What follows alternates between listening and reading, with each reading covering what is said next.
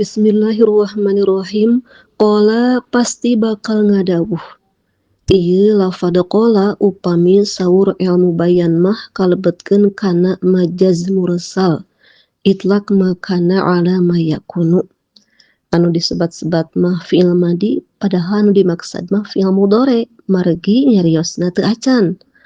Naon atuh margina di dieu make ku lafad qala henteu yaqulu.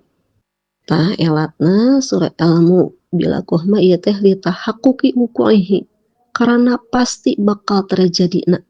Karena anu didawuhkeun ku musannif ieu teh pasti bakal didawuhkeunana. Naon margina? Margi anu didawuhkeun teh tos aya dina lebet emutanana. Tos aya dina manahna. Tos katalara. Atos pasti bakal dicarioskeun. Saha al-faqiru jalmi anu banget butuh ila rahmati robbi kana rahmat pangeran al-ghaffari anu tukang ngahampura ieu Rob. Di dieu musannif mengidentitaskan dirina ku al-faqir nuduhkeun kana tawadhu'na musannif. Muhammadun tegesna Muhammad ieu anu nyariosna anjeunna nyalira janten pamisur bahasa anjeunna mah nyebatkeun namina nya entos Muhammadun tegesna Muhammad.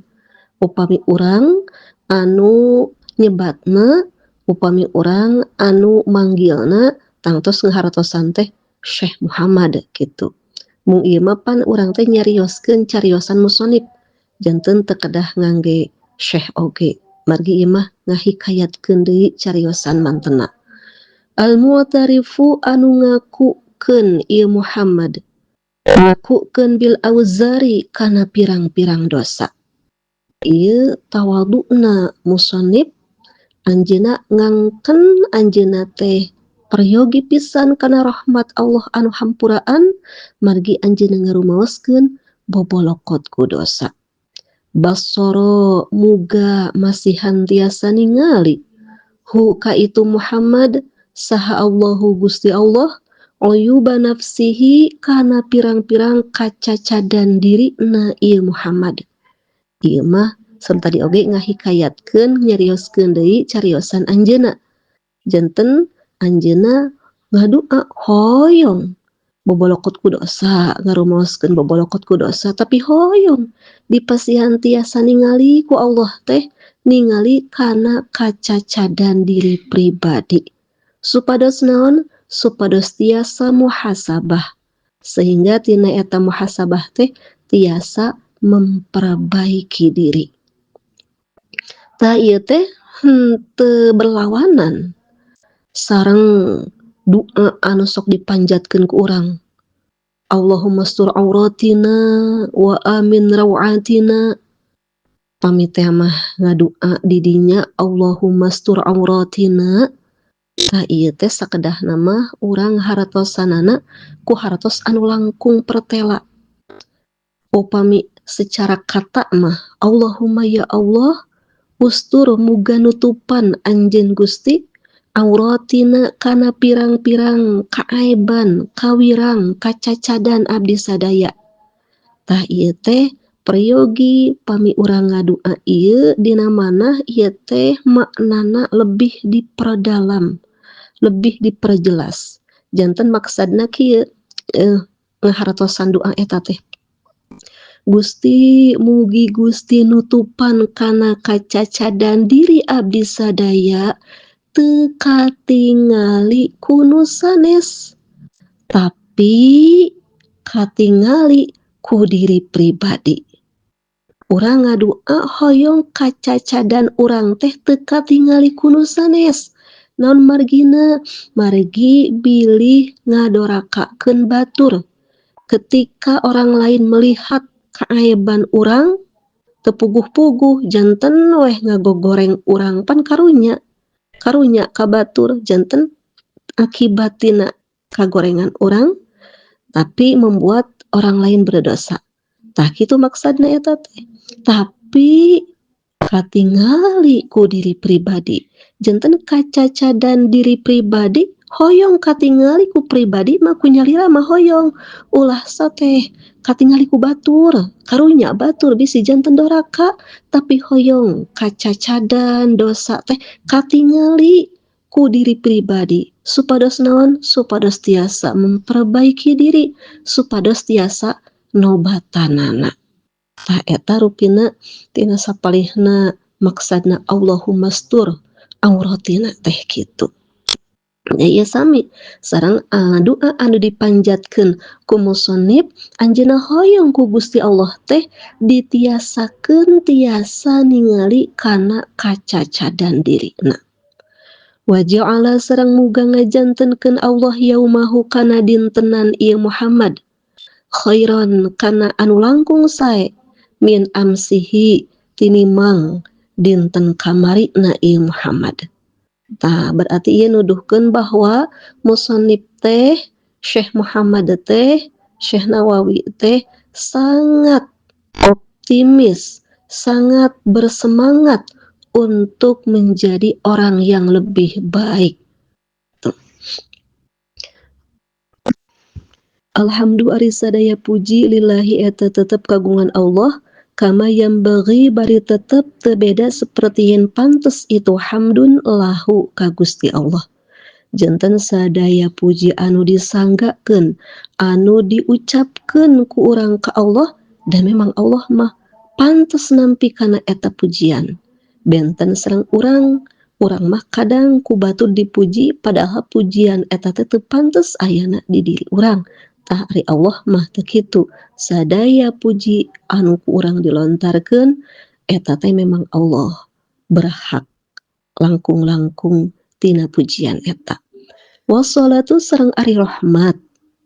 Ieu lafad as-salatu teh rahmat di dieu teh tiasa tina tilu jalan.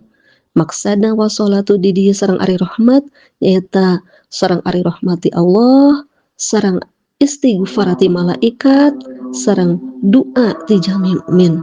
Wassalamu sareng ari kawilujengan ala sayyidina eta tetep muga kasanggakeun ka Gusti urang sadaya Muhammadin tegasna Kangjeng Nabi Muhammad sallallahu alaihi wasallam wa alihi sareng ka kulawargina Kangjeng Nabi wa sahbihi sareng ka para sahabatna Kangjeng Nabi adada kulli ma'lumin kalawan sabing bilangan saban-saban perkara anu kauninga lahu ku Gusti Allah.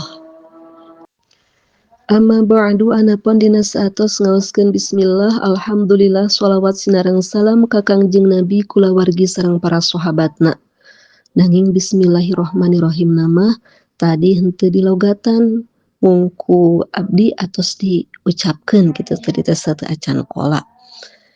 Fa hadza tah ari anu hadir dina manah musannif syarahun eta hiji penjelasan Polaba anu tos nyungkeun hukana itu syarah minni ti kaula saha ba'dul muhibbina sapalih ti pirang-pirang jalmi anu mika cinta kana ilmu. Ieu syarah teh ala risalati bari tetep netepan kana nyerahan hiji kitab alit. Al muta'alliqati anu narima cumantel ieu risalah bi umuri zawjaini kana pirang-pirang perkara urusan suami istri.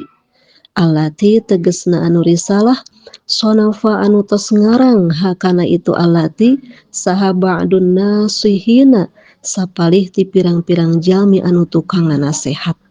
Wasamma itu serangan namian abdi hakana ieu syarah sanaos ieu hak teh uihna kana syarah di dieu lafadna mudzakkar tapi ku ningali eusigna mah ieu teh padet seueur numawi di dieu ngangge domir ha tuduh kamu anas nuduhkeun kana jama.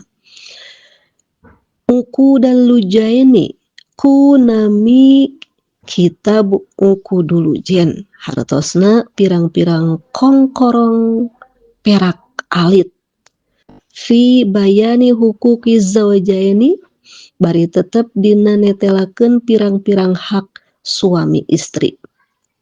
Janten dinamiana oge ieu teh ku kalung perak alit. Kalung ari kalung teh susunan dari beberapa benda nyata di dieu mah perak anu mana kalung teh membuat ikatan gitu. Janten maksudna di dieu berhubungan sareng suami istri, maka suami istri teh harus saling mengisi, harus selalu mengikat. Wa arju sareng ngarepkeun kaula minallahi ti Allah al-i'anata kana pitulung wal ikhlaso sareng kana ikhlas wal qabula sareng kana panampian wan naf'a sareng kana manfaat sareng kana ngalap manfaat bihi kana itu syarah. Janten hoyong musonib teh ngarang ieu kitab teh hoyong dipasihan pitulung eta mah tina awalna tina ngarangna, teras hoyong dipasihan rasa ikhlas eta mah dina manahna, pami i'anah mah dina praktekna, pami ikhlas mah hoyong musonib teh dipasihan rasa ikhlas, saterasna hoyong saatos berhasil saatos rengse qobul ditampi janten amal soleh anu ditampi saatos ditampi kitu teu cekap sakitu tapi hoyong ieu risalah teh ieu syarah teh bermanfaat kanggo pribadi oge kangge sadayana bijahi sayyidina ku berkah kaagungan Gusti urang sadaya Muhammadin tegesna Kangjeng Nabi Muhammad sallallahu alaihi wasallam wa azwajihi sareng garwa-garwana Kangjeng Nabi wa dzurriyyatihi sareng turunan Kangjeng Nabi wa hizbihi sareng dekengna Kangjeng Nabi tegasna mah dekeng teh para sahabat.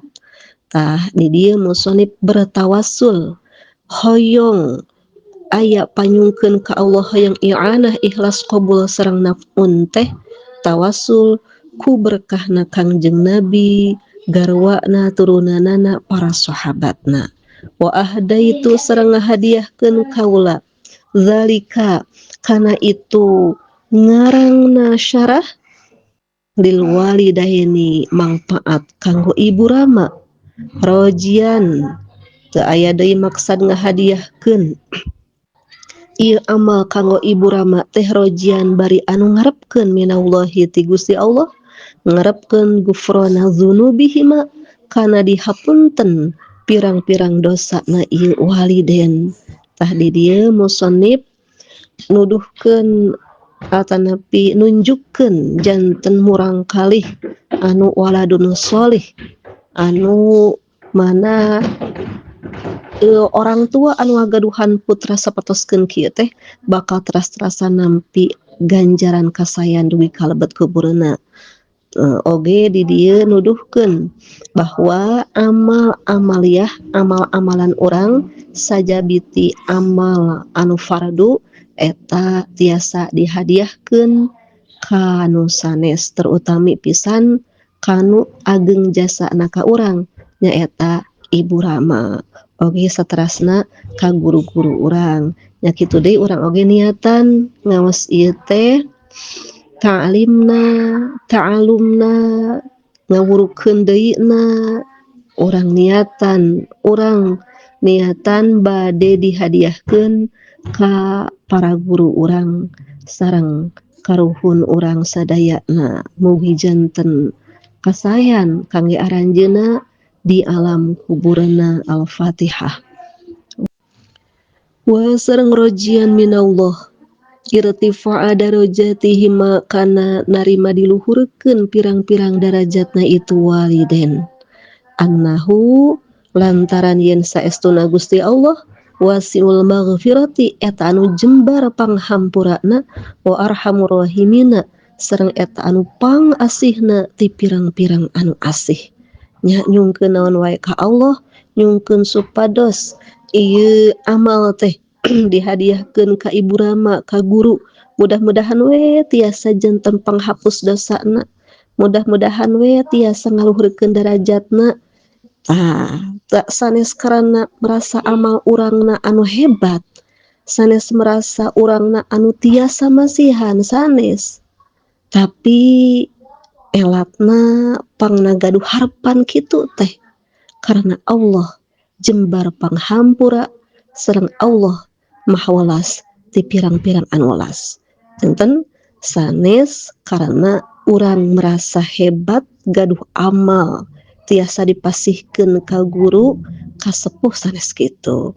Tapi justru urang ngaraoskeun diri lemah, anu masihan panghampura, anu masihan tiasa luhur darajat teh Allah Subhanahu wa taala ngan sugan sareng sugan we sakedikna sabeunjeur beasna urang kalebetkeun sabab tina ayana fadl Allah eta kanggo guru sareng sepuh karuhun urang. Qala tos ngadawuh saha al-musannifu ki musannif syakara muga nampi saha Allahu Gusti Allah sa'yahu kana padamelana musannif ngadawuhna bismillahirrahmanirrahim kana lafad bismillahirrahmanirrahim. Sakumaha anu biasa upami musannif mah berarti ngawitan abdi ngarang gitu. Ta upami kangge urang mah berarti ngawitan abdi ngaos.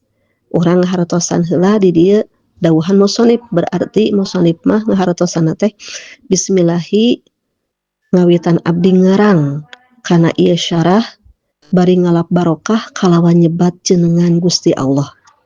Upami urang mah anu ngaosna bismillahi ngawitan abdi ngaos kana ieu kitab bari ngalap barokah kalawan nyebat jenengan Allah. Ar-Rahmani anu mapari nikmat ageng di dunia sareng di akhirat, Ar-Rahimi tur anu mapari nikmat ageng di akhirat wungkul. I'lam kedah uninga anjeun, kedah uninga annal basmalata kana yen saestuna bismillah teh katsiratul barakati eta anu seueur berkahna. Man ari sahaning jalma zakaro eta nyarioskeun itu man hak kana itu bismillah hasola tah pasti bakal hasil lahu mangpaat pikeun itu man naon alma mulu perkara anu diarep-arep. Waman sareng ari sahaning jalma wadzoba eta ngalanggengkeun itu man ngalanggengkeun alaiha kana itu bismillah hawa tah pasti bakal kenging bagian itu man kenging bagiana bil qabuli kana ditampi. Ta ieu ngaoskeun bismillah teh di antawis fadilahna teh nyaeta bakal hasil anu diarep-arep oge bakal ditampi naon wae anu ku urang disungkeun bakal diijabah, naon wae anu ku urang dilakukeun amal bakal ditampi kanggo jalmi anu ngalanggengkeun kana ngaoskeun bismillah. Nanging urang oge prayogi uninga bahwa dina ngaoskeun bismillah teh kedah oge sesuai sareng aturan fikih. Nu mana nurutkeun aturan fikih mah bahwa ngaoskeun bismillah teh hukumna aya 5. Hiji anu wajib nyaeta dina lebetna tepan. Tegasna mah dina waktos ngaoskeun Fatihah eta mah wajib. Di mana-mana henteu ngaoskeun bismillah teu sahna tepanna ngahajakeun wae ngalakukeun henteu di ngaoskeun bismillah dosa kalebetna. Janten wajib ngaoskeun bismillah dina waktosna tepan margi janten rukun salat nyaeta Fatihah. Kaduana hukumna sunnah di mana-mana bade ngalakukeun padamelan anu sae mungguh Allah anu mulia mungguh agama di mana-mana bade ngalakukeun pasunatan sapertoskeun urang bade ngaos. Katiluna di hukuman makruh di mana-mana bade ngalakukeun padamelan anu zatiahna makruh sapertoskeun urang ninggal orat nyalira teu aya kaprayogian bismillah heula eta makruh. Berarti dina henteuna teh kenging ganjaran, dina dilakukeunana eta ge teu dosa. Tah upami makruhna makruh aridhi mah tetep we sunnah ngaoskeun bismillah sapertoskeun urang tuang sareng jengkol. Tah tuang jengkol eta kalebetna makruhna makruh aridhi, makruhna anyar-anyaran, makruhna teh pedah bauna sanes pedah ngalebetkeun jengkol kana bahamna. Tah upami makruhna aridhi mah tetep we sunnah bismillah heula. Tuang sareng jengkol tetep we sunnah bismillah. Kaopatna anu hukumna haram, di mana-mana bade ngalakukeun padamelan anu haram zatiyahna, sapertoskeun naon, sapertoskeun maling, sapertoskeun bade maling bismillah heula, bade zina naudzubillah bismillah heula, tah eta dosa kalebetna. Nanging upami haramna aridhi mah deui tetep we sunnah ngaoskeun bismillah. Contona kumaha? Contona sapertoskeun abdas tapi caina teh kengeng maling atanapi natepan ngangge mukena tapi mukena teh kengeng ngagasab, tah eta mah nalika bade natepan eta sunnah we bismillah heula, sabab eta mah haramna ngangge mukena hasil ngagasab eta haramna haram aridhi. Tah anu kalimana anu hukumna mubah, di mana-mana bade ngalakukeun padamelan anu saur agama saur syara teu aya kamuliaanana tapi sanes perkara dosa ngan perkara mubah tur teu aya mulia na mubuh agama, sapertoskeun kumaha, sapertoskeun nilepan acuk, sapertoskeun nyuci piring gitu, tah eta mah hukumna mubah bismillah. Nah nanging sanaos mubah tetep we karana bismillah teh zikir, urang ngaoskeun bismillah na niat zikir, nyuci piring bismillah karena naon, karena emut ka Allah nya bakal diganjar karena zikirna.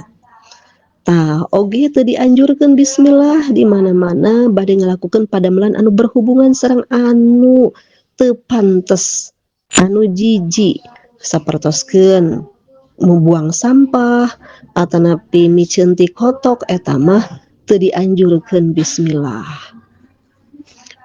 Upami teh mah da emutna ka Allah jangan bismillah. Jangan bismillah teh karena emut ka Allah sanes ningali kana jijikna kana ti kotokna. Tah eta mah nya tetep diganjar teh karena zikirna. Anapan pami kieu mah aduh ieu ti kotok, ieu emut kana ti kotok bade miceun ti kotok teh bismillahna teh karena maksadna sanes emut ka Allah tapi ngabuang ti kotok, tah eta teu dianjurkeun, teu ari dosa mah.